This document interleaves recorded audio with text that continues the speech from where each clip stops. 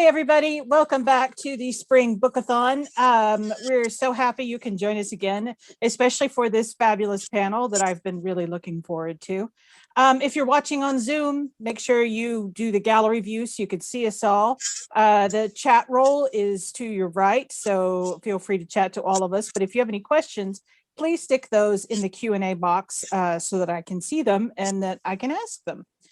And just to remind you, we are running a special 15% off sale until Sunday, 11:59 Eastern Time on various ebook titles by our participating authors, and we will post those links in the chat roll as we go along. First, I'm going to ask my wonderful authors to introduce themselves, and then I am going to give them an endless barrage of questions. So, Santiago, please introduce yourself. Hello, Santiago, pronouns he, him. I had a book come out this April called Best of the Wrong Reasons, which is my first with Bold Strokes and also ever. And I'm pretty excited about that. Awesome. Vali, who the hell are you? I'm Vali. I've written a few books with Bold Strokes. I've been here for quite a while. My latest one is coming out on May the 1st, and it's A Woman to Treasure. So I'm looking forward to that. Nice. Well, Nance Sparks, in case people haven't been watching today, who are you? I'm Nance Sparks. I am celebrating my debut novel with Bold Strokes Books. It's Cowgirl. So that'll be out May 1st.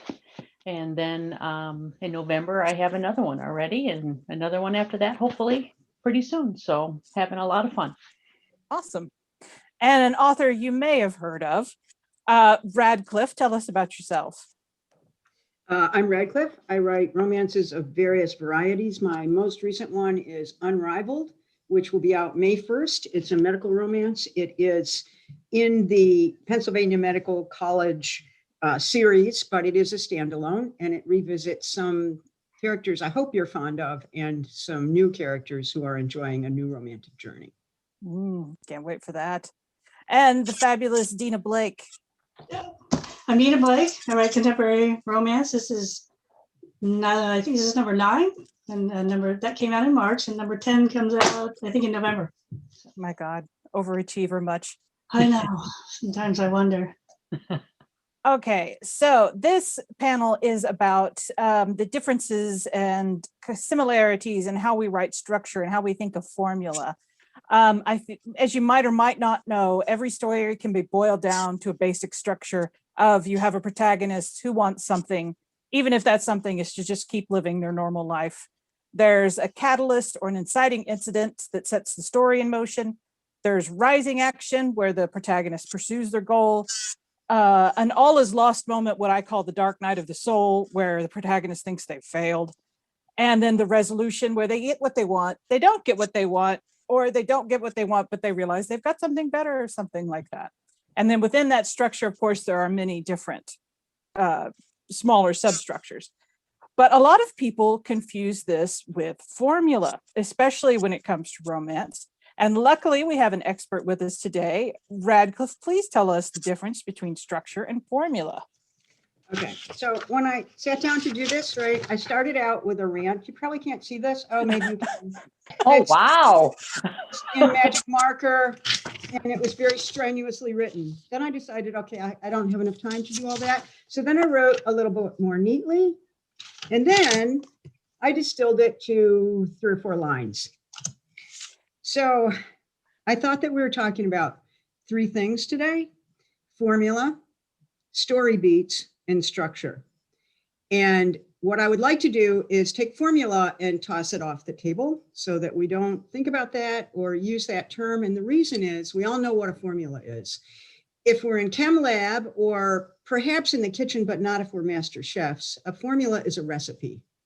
And it basically means it's the most basic form of something that you follow precisely. And when it's been used to sort of denigrate the romance genre, and we see this a lot, it basically means that people think there's a recipe for writing a romance that implies we're all writing the same story with the same characters who face the same issues in the same order with the same outcome. That's a formula. None of us write like that. If you look at all the books we've written or any romance you've ever read, in all likelihood, they're very different. Not only is every author's voice different, but every story is different because of the characters and the elements we put in there. So we're going to take, this is the formula, we can get rid of that. Story beats are the essential points along the way that usually define a genre, whether you're writing mystery or whether you're writing fantasy or whether you're writing romance. And Barbara just enumerated some of the essential beats in a romance. And I think we're probably all going to talk a little bit about those. They define genre, meaning that if they're not there, maybe you don't have a romance. Just like if you're writing a mystery and nobody figures it out, the bad guy doesn't get caught, it's not a very satisfying mystery. So the beats are the critical elements or the essential elements of genre. And structure is the roadmap that helps us put in those important beats along the way. And there's more than one way to get to the end of the road, and that's what makes stories unique. But story structure is pretty universal. Every narrative, every form of narrative fiction, including scripts for film, follows very much the same structure. So I hope that makes things clear. Yes. And now, Barb, over to you. I think it does. And in fact, I think if some of that beats, if some of those beats are missing, is a lot of times what you feel like my story is missing something, but I can't think what. It's generally you're missing one of those. Usually, as I found the Dark Knight, not Batman, the Dark Knight of the Soul. So talking about structure, when you, I'm going to ask the question, then I'm going to call somebody. When you think of your work, when you're developing a work in your head, do you think of the structure? Do you want a structure, or are you like, rebellious? I don't need no structure. Nance, what about you? I did used to look for structure. I value its importance now, and now I'm very much into structure. So the last couple that I've been plotting out, I definitely make out at least the main elements, my doorways, my meet cutes, all of the different elements that the story needs. I want to have an idea of how that's going to flow. So I'm not working so hard mid-story and then I throw away a bunch of words because I didn't have that. I hate throwing away words. That's what I've learned. I don't like to throw away words. That's good to know. Good to figure out about yourself. Yes. Dena, what do you think of it? So I used to be a total pantser, and I would just go with whatever came into my head. And probably last 3 or 4 books, seems like it should have been more. I've been trying to plot and trying to figure out where my story's going, because I would always end up in some rabbit hole somewhere. So that's really helped me a lot. And I think, having the structure to go off of, I have a, Excel spreadsheet where I have it all written down, and I look at it, and sometimes if the element's not there, I know I'm not on the right path. So. What about you, Rad, in your own writing?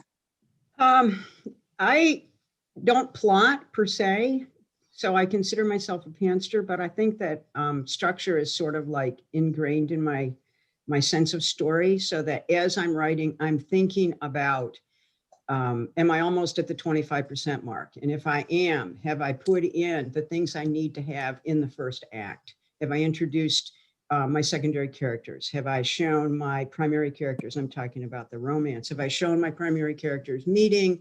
Have I established their conflict? The things I want in that first 25%, I'm thinking about as I'm writing, so that when I get there, I know that I can start to change direction and up the conflict and move into the second part of the story. So I'm thinking about it, but I don't write anything down. What about you, Allie? Oh, yeah. I do write a lot of stuff down, like the whole book I write down, but I never really plan anything. And sometimes I do end up in some rabbit hole somewhere, but I try to actually use those instead of having to back all the way out and figure out some plot twist that ended me up there in the first place. So far, I think I've been pretty lucky in that most of the books I've written by the end, at least to the editor, they make somewhat sense. Now, some parts we might have to work on a little bit, but overall, structure is good. I think Rad's right. I think you have to put some elements into the first part of that book so that the end does make sense. But when you're writing different like some of my romances are a little different, where you not only falling in love, but you're also killing people. It it does help to keep at least a little bit of a structure as you go along. So outline, I should say. When you paint yourself into a corner, you just break right through the wall behind you. You don't even bother to try to go back and around. And either that, pressure washer, meat grinder, doesn't matter. Usually come from. Sander, do you have a meat grinder in your stories? I feel like I had structure ingrained into my spirit like early on in life. Like I was one of the students who did like had AP English classes and English in college and all of this stuff. Like my degree is not in English, but I have enough of a degree in several things to have like certain sciences just in there. And I study the craft, and so like sometimes I'm writing and I'm like, you've reached the climax, or and I'm like, okay, thanks, brain. I just want them to kiss. I don't need to know when it's gonna happen, as far as like the structure goes. But I'm a total what is it, pantser? Pants?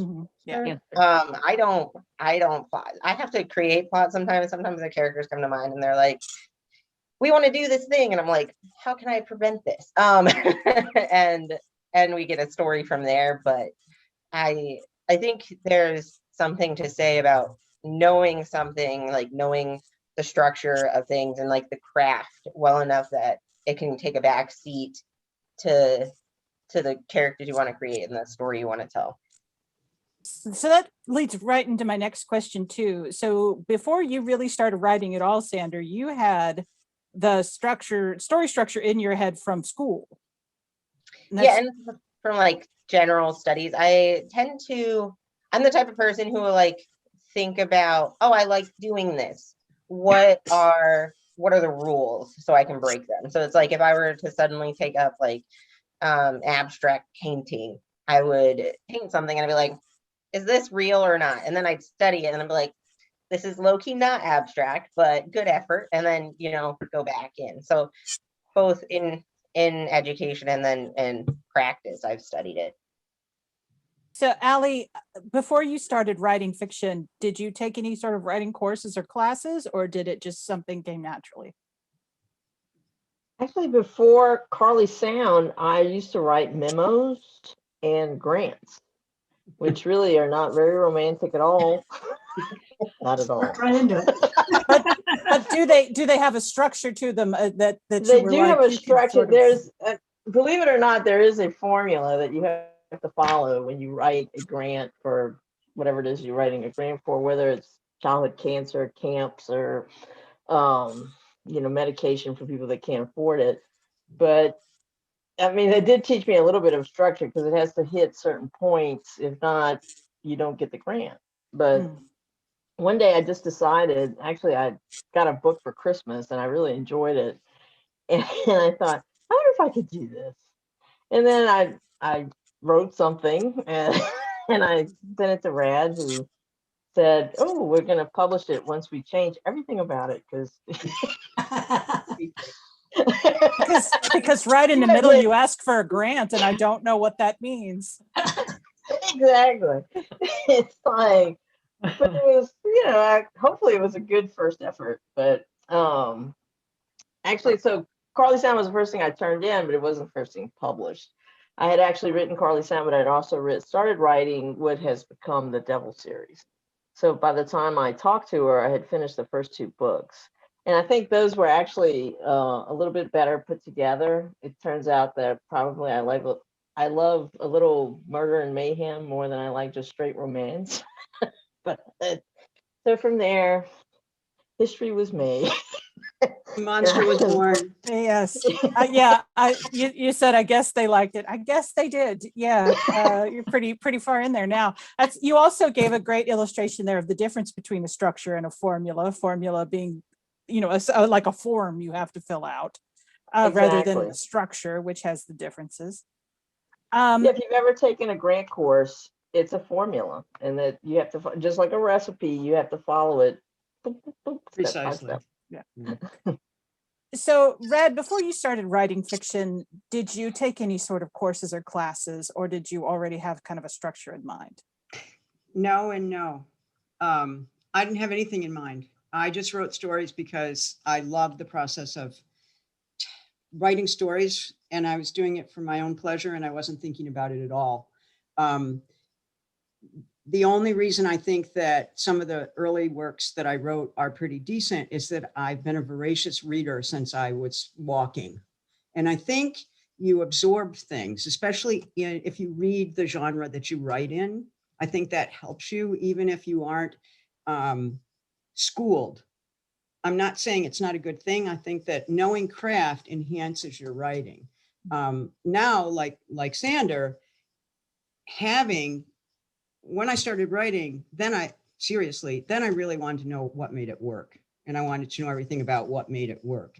And then once you know, you can background that, because writing is, the creative side of our head, and you want that free when you're writing, but you can't be in chaos either. You have to have, you'll never finish your book if you don't have some order. I mean, it's a linear process in a way. Right. So I didn't when I started, and I was fortunate in that I was able to translate what I had absorbed about the romance genre into writing. And then I think that I've spent the last 20 years trying to learn how to be a better writer. That's good. That's admirable. Some people are like, no, I've done it. I'm done learning now. Same thing forever. Bye. Dena, did you have any schooling in writing? Not any schooling, but I did join a writers group. Mm. The first book I wrote was something, you hide under your mattress and you never bring out again. And then when I learned more about craft, and I read a few books as well, then you start looking at what you read differently, and you see how they're doing it, and you do learn, like Rad said. But even in between, I'm working on a proposal now, but I'm reading craft books now because I'm ready to do edits, and I need to look at where I need to bring that book out, make it more realistic. So I do that all the time. Go back and look on things online. I've got a book sitting here next to me right now, how to breathe, life into your characters, because I don't think you ever stop learning. Well, that's good. And readers' tastes change over time too. And you're kind of like, let's see what everybody's into right now. Yep. Nance, did you have any writing schooling? None. No. I'm with Radclyffe in that I love to write stories and I love to read. So that's where everything for me came from, was loving to read and then just loving to tell a good story. So then, Vic got a hold of me and turned me upside down and taught me how to tell a good story. So, but. Well, for those of you who are mostly pantsers, or who make like a very sort of loose outline and go with that, after you look at it, when your first draft is done and you're taking a look at it in your second draft, do you find yourself really then focusing on structure, or do you often find that what you've written, you wrote it having a structure as you were going, and you don't need to go back and sort of hammer it into shape? And let's pick on Dena first for that one. Say that one more time. No, that was a long thing that I said. I went without a structure, and then I have to go back. So okay, so after your first draft is written, you're going over it your second time, you're editing, this is your second draft. Do you find that what you've written has already fallen into a structure, or do you have to go back and beat it into one? Usually it falls into structure after first draft. I mean, I always go back and flesh it all out. Make it more to those points, but I think generally I hit that structure on the first draft.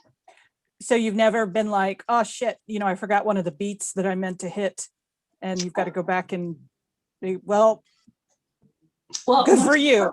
When I'm writing it myself before I send it off to my editor, no. Yeah, there's times when I've read through, I'm like, this piece just doesn't work, and I pull it out and I have to change it. Definitely that, yes. What about you, Nance? Yes, I have. I try to write it the structure as I'm going and catch all the beats and go through the doorways. And sometimes I get to a certain point and when I totally miss that doorway and have to figure out how to get through the doorway and get my characters to grow and move into that next phase. So I've experienced that, and that's why I'm trying to be a little more of a planster and at least make some notes. It's hard if you have a structure, if you have a story and you think it's pretty tight, but you're missing a whole beat, you've got to go in there and unravel it.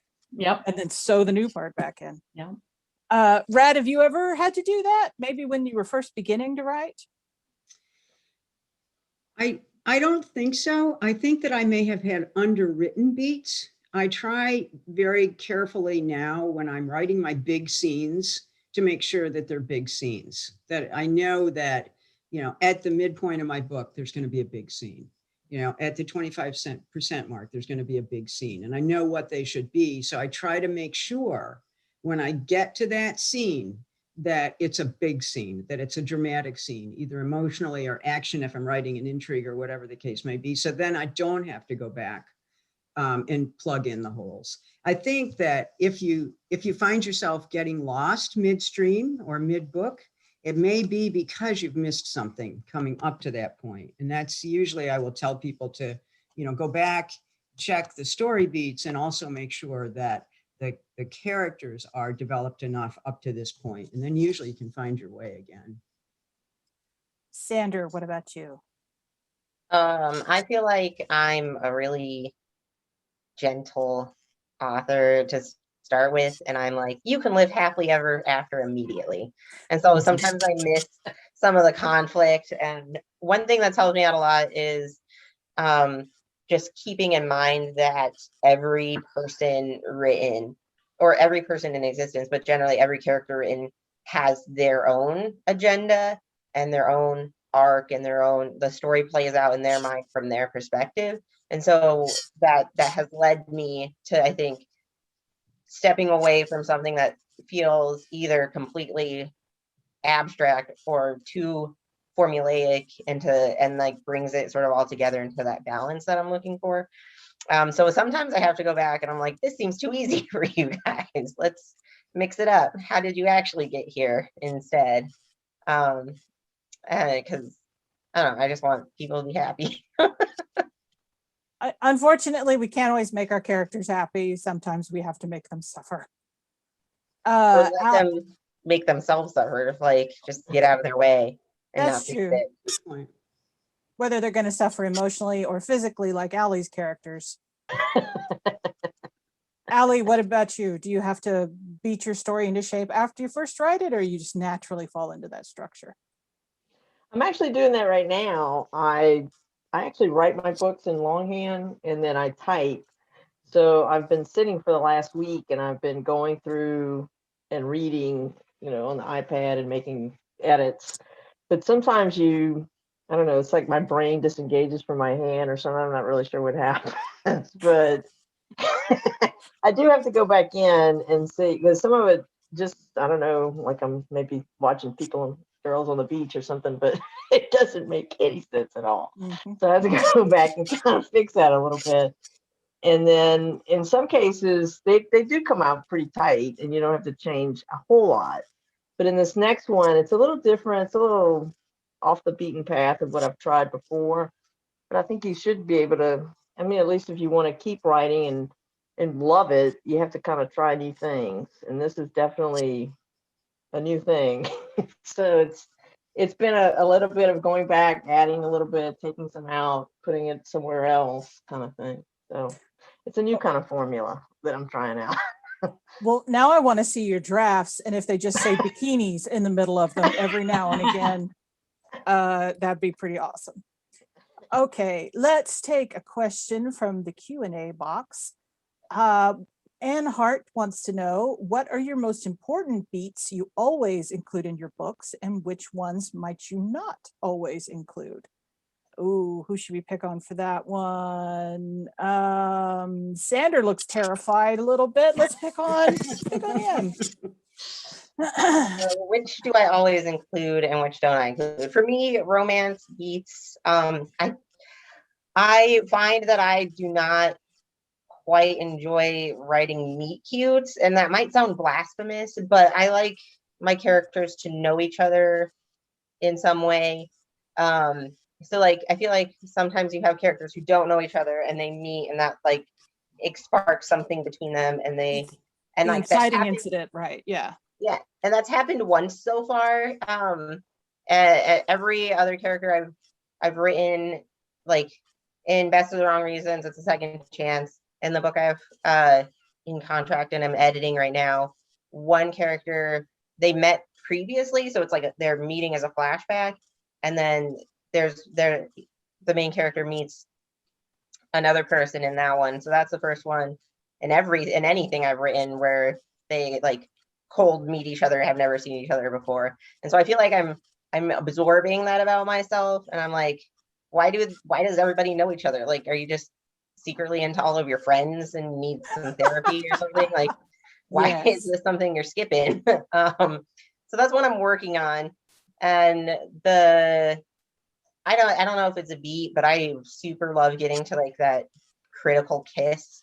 I don't know if it like I think there's like first kisses and there's like kisses that happen as relationships go on, but in my head there's always like that one that like matters, like that turning point kiss, and I like getting to that one. So yes, that is an awesome scene. That would be something if you try to turn it on his head and put that like in the first chapter, like that best kiss is the inciting incident. right. Yeah, I would read that. Dena, let's hear from you. Most important beats, which ones you don't like? Oh, and I'm going to go with Sander on this one. I like the inciting incidents. A lot of times I don't have a meet cute. And now that I think about it, pretty much all my characters mostly know each other, it seems like. So maybe I need to stop that, get out of that box. But I don't write a lot of that meet cute. I think that's more of a trope, but as you're writing the meeting as the inciting incident, that's what you're talking about. Yeah, and a lot of times my inciting incident is between people who have known each other before, or like in my debut, it was like a plate of spaghetti in someone's lap. So it's just a little different. And I don't know if there's any other beats that I really leave out or don't, pay that much attention to. A lot of times I jump to the end to see how it's all going to end out first. I don't know. Sometimes my characters are just there first. Mm-hmm. That's fine. We're not here to judge. You can be proud of okay. Rad, what are yours? I'm a traditionalist, so I include most of the classic, what I consider classic beats. They're not going to be the ones, if you read Romancing the Beat, which is a very popular book about romance beats, I don't follow those beats. About this book, if you can see it, this is Pamela Regis's book, The Natural History of the Romance Novel, which I consider, this is the first academic tome that looked at romance structure and really defined romance as a genre. And I still follow her 8 essential elements, which for me are the inciting incident, which usually is very close to the beginning of the book, but it's not when the characters meet usually. It's about something that throws the character out of their ordinary life. And even if it's a couple paragraphs, I will usually start in their ordinary life and then something happens that changes the direction. The next for me is the meet, and it's not a meet cute. For me, it's the introduction of the two characters in whatever world they're going to inhabit. And I will usually build the meeting and the attraction, which is the next essential element, into the same scene. Following that is usually the barrier, the denial of attraction, or the conflict, which basically is why they don't want to be attracted to each other. And these things don't happen page after page. They happen, spread out in the book. Of course. Then for me, there's a big scene in the middle, which is usually the turning point. It's often the first kiss or the first sex scene or the emotional reveal. So that's at the 50% mark. The crisis moment, which was previously called the Black moment, which we're not using that term anymore. Followed by the Epiphany, which I think is one of the most important scenes in the entire, in a romance, which is where, as Allie was talking about, and I think you mentioned, Barbara, which is where the characters realize that the thing that they thought they wanted, or that the thing they feared, is not what they really wanted. And what they have is what they just gave up. That's the Epiphany that moves to the resolution, declaration, and commitment.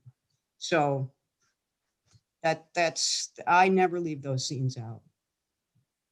To me, that's a romance. Yeah, I would say that's it. There's a bunch of people like writing really quickly right now who are listening to you, trying to be like, what's the crap? Allie.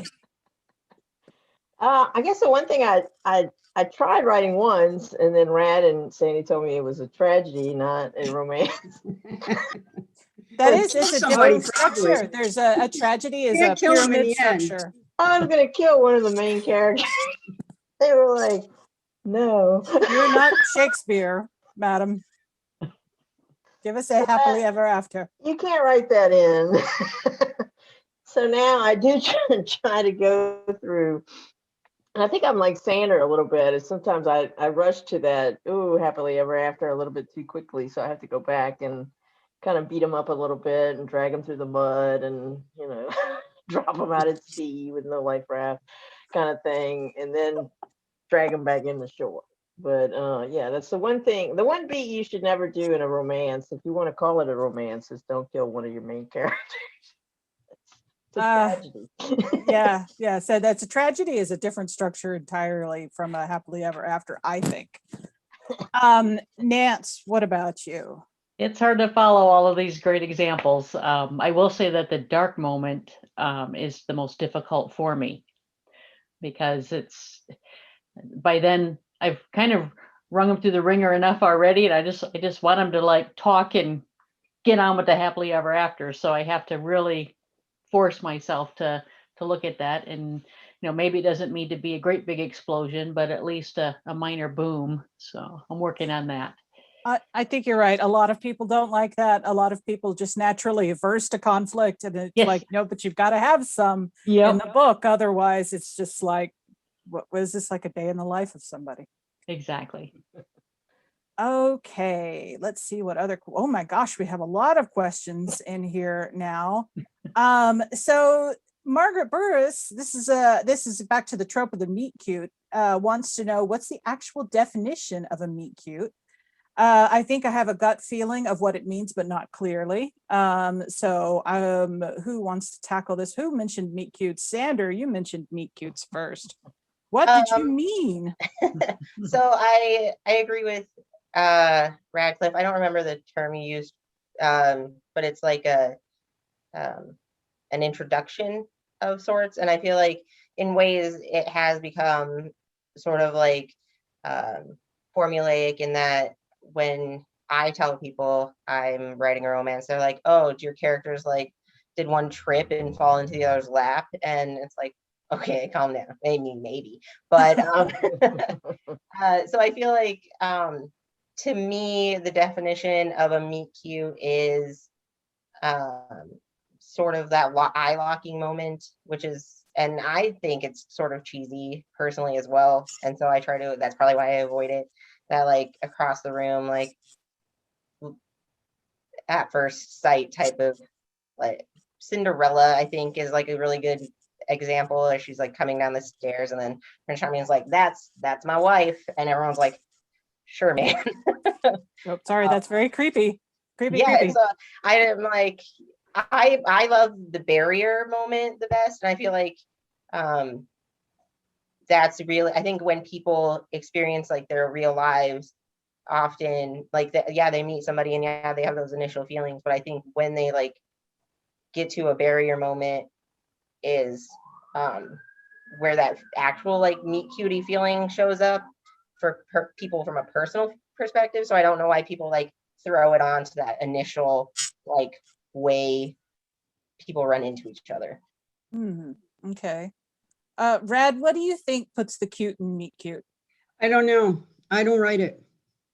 When my characters meet, they meet in an ordinary circumstance, even if it might be an extraordinary circumstance. Like, you know, if you meet in the middle of a trauma case, it's an extraordinary circumstance, but they're meeting in a real life situation. And for me, there's always an attraction when they meet, because that's why they're going to ultimately end up together. They're attracted for some reason, maybe physically, maybe they appreciate the other person's competence initially. I mean, for me, a romance is about physical and emotional and psychological attraction. And so I try to show the beginnings of those things at the first meeting. It's not sort of across a crowded room, their eyes meet and they know that they're the one. And I think sometimes that's what meet cute has become distilled into. I think Sandra was getting at that with the, you know, falling into somebody else's lap. But I think the meeting is critical, because I think that you want to signal to the reader that these two characters from the beginning notice something unique about one another. That's the foundation of the romance. But then there are other elements that push them apart, so that you don't end up with a romance that's, you know, 2,500 words long, because they see each other, fall in love, have sex, and then it's all done. Yeah, yeah. I've said that before about romances, finding different ways for characters not to have sex. Yeah. And until the end. Now, Dena, you said that you don't do first meetings really in your romance. Your characters always already know each other. So is it more of a like, realize you're cute? Yeah, a lot of it's about seeing the inner person, or remembering somebody differently, or they are different now today than they were before. But not in all my books, but a lot of them. Seeing the person in a different view. What about you, Nance? Do you do a meet cute or? Well, I think my debut novel is a meet scared. And then it goes from there. Yeah. So I start with a meet scared, and then my second one is coming out in November. It's a meet reunion. So I haven't done a meet cute yet, but I certainly do like to write that first paragraph where they meet each other and how they meet each other. And, you know, I like to kind of turn it on its head though, I guess, because a meet scary was a fun first one to write. Allie, what about you? I know you've done a lot of first meetings in your books. Yeah, no, I think actually the only, I guess, definition of meet cute that I would think of in any of my books would be when Emma met Cain, and she turned and spilled a complete tray of beer on her, not realizing who she was. And she didn't get shot. Because That probably takes the cute out of meat. yeah, exactly. That was a meet messy. But that is in reality how they met. I mean, she got a job at a bar with, you know, considering her background and her mother's thought of her moving to New Orleans, and that she would fall for the first devil she met, and she did. So, but it's really the only one that I've ever written like that. The rest of them, they meet more kind of like what Brad said. It's a circumstance where they're in the same, I guess, orbit, like in Woman to Treasure. They both have doctorates in history. They both work, I mean, I guess on different sides of it. One is an actual in the field treasure hunter, eventually will become a history professor. One is already a history professor, also women's studies. But they kind of exist in the same orbit, just in very different worlds. One is in Marrakesh, one is in New Orleans, and they meet, and the story kind of takes off from there. But the only meet cute, really, I think that I was just thinking that as everybody was answering, and I think that's the only one was. I think can I just say about Allie's, the scene that Allie is mentioning is a great scene to look at, where two characters meet and their conflict is obvious it's established in that meeting. So it's a really great meeting in terms of both kind of a grudging attraction and conflict. So if y'all get a chance, that's a great scene to read. Awesome. So we have another question here. For those of you who write, say genres that aren't strictly romance, like fantasy romance, paranormal romance, anything like that. Laura wants to know, how do you juggle putting in detail and information with world building with the necessary beats for the story overall? And I think she means, like, when do you put it in, why do you put it where you put it? And does the world building itself lend itself to the structure? And I know Allie and I know Rad write paranormals. Does anybody else write like a mystery thriller, or everybody else just romance? I have a sci-fi coming out. Okay, well then let's pick There you on go. you then. I need to just mute myself. No. This has been a struggle for me. I've read books on like the romance structure and like critical elements, and sci-fi has very different expectations, right? And so I've been sort of toying with like this: am I writing a sci-fi with love in it, or am I writing a romance with sci-fi in it? And I feel like one of the hardest things that I've had to like balance is what's driving the story. Like, is there this connection between people that drive the story, or is like the world itself driving the story? And I feel like I read like mystery with love in it that claim to be romances, and I'm like, but you could have had this entire story without these people ever needing to engage with each other. Like, the mystery would have solved itself without their relationship. And I feel like that to me is like a defining situation. Like, what about these two working together in this world that's created for them helps move the plot, helps, or even not working together, how do they fall into the world together, that sort of thing. So it's an interesting balance, I think, and I think it helps to know both structures for me. And so I can say, is that more sci-fi or romance, and how far do you want, of each? Allie, how do you know when to slip in your world building to make sure that you've actually got a fantasy romance and not a fantasy and a romance? In mine, it had a lot to do with history. I mean, one of the characters is 3,000 years old. She's actually a vampire, kind of a hunter more than she is a vampire or anything like that. So I think with history and kind of the experience that she brings, once she arrives in New Orleans in present day and has been to New Orleans, the last time she went was like 300 years ago. So I think it was a lot of world building like that. Now, once it came to romancing the girl, she has 3,000 years of experience. So it was a tough nut to crack. I mean, the other girl was a little, but in this case, it was fun because, like I said, I was mentioning yesterday, I would love to write a historical novel, but I'm really way too lazy to do all the research, and I don't want to get it wrong. So doing it a little bit at a time, kind of easing my way into it.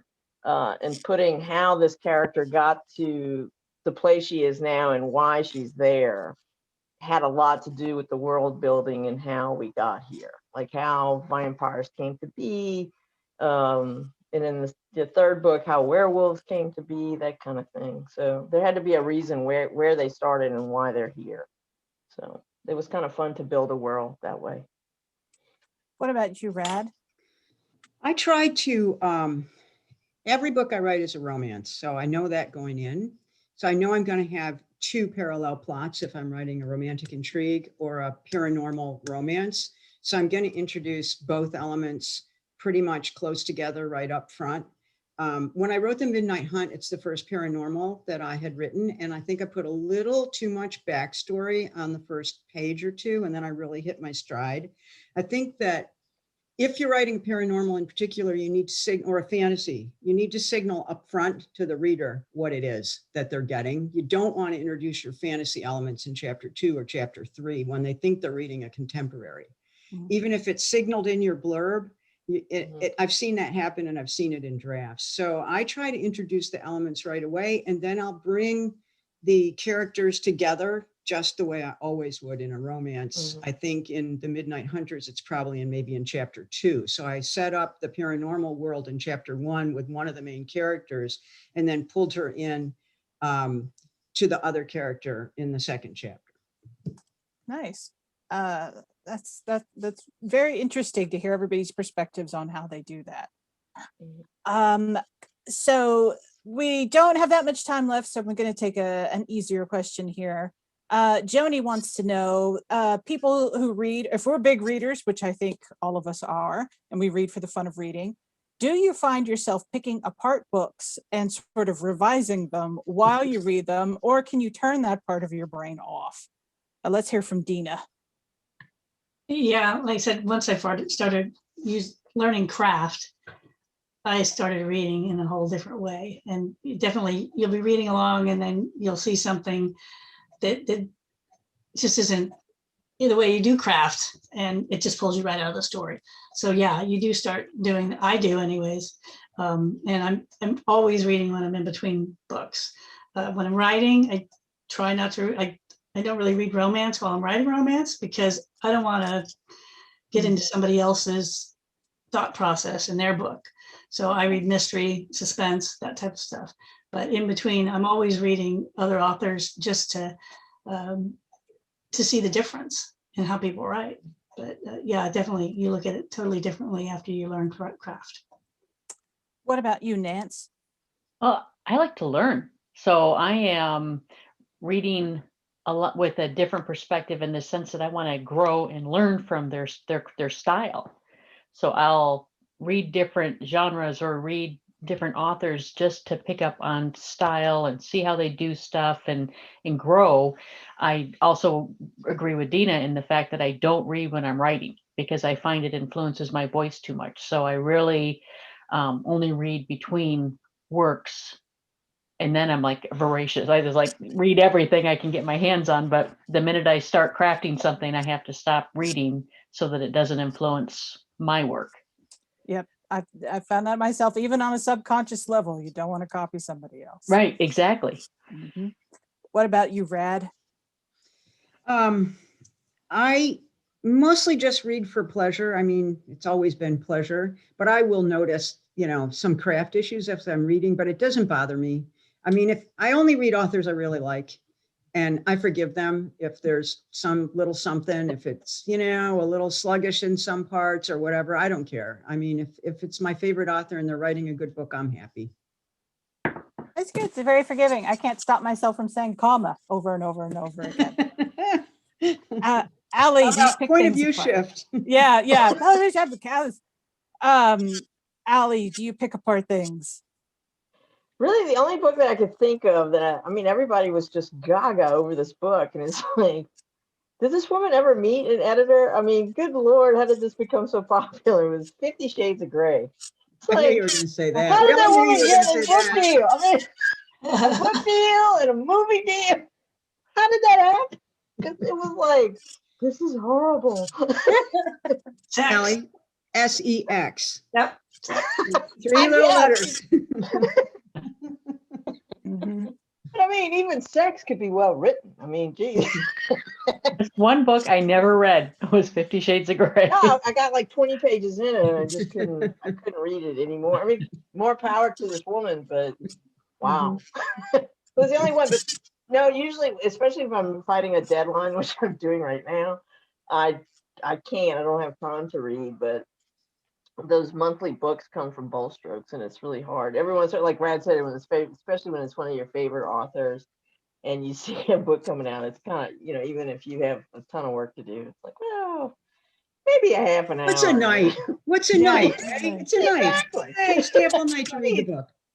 Who needs to sleep? What about you, No, Sander? it wasn't.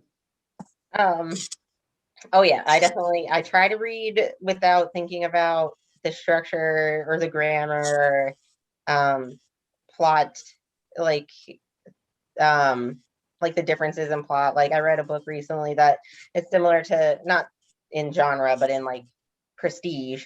The people loved it. And I'm like, but this isn't a romance. And you keep calling it that. It's actually a mystery novel, but it doesn't even do that well. So why are we here? And so I especially try to read a wide range of things to learn. And I think there's things that I've gained from reading other structures that I think help inform the story I'm trying to tell.